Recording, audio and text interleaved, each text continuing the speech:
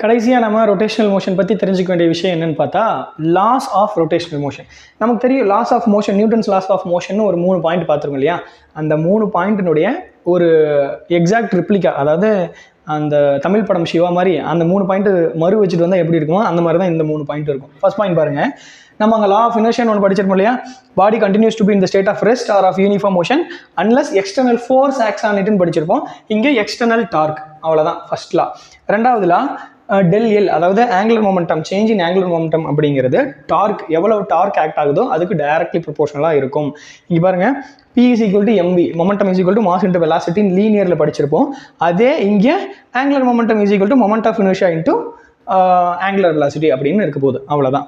அடுத்து 3வது பாயிண்ட்டு, அங்கே நம்ம every action has an equal and opposite reaction அப்படின்னு படிச்சிருப்போம் இல்லையா? அதோடைய மறு வச்ச வெர்ஷன் தான் இது. இங்கே பாருங்க, when A exerts a torque dou on B, அதாவது ஏங்கிற ஆப்ஜெக்ட் பிங்கிற ஆப்ஜெக்ட் மேலே டோ அப்படிங்கிற ஒரு டார்க்கை கொடுத்துச்சு அப்படின்னா B will also exert a torque minus dou on A. Bயும் அதே டோங்கிற டார்க்கை ஆப்போசிட் டைரக்ஷனில் கொடுக்கும் அப்படின்னு சொல்கிறாங்க. இங்கே மைனஸ் அப்படிங்கிறது அந்த ஆப்போசிட் டைரக்ஷனை குறிக்கக்கூடியது. அவ்வளவுதான். ஸோ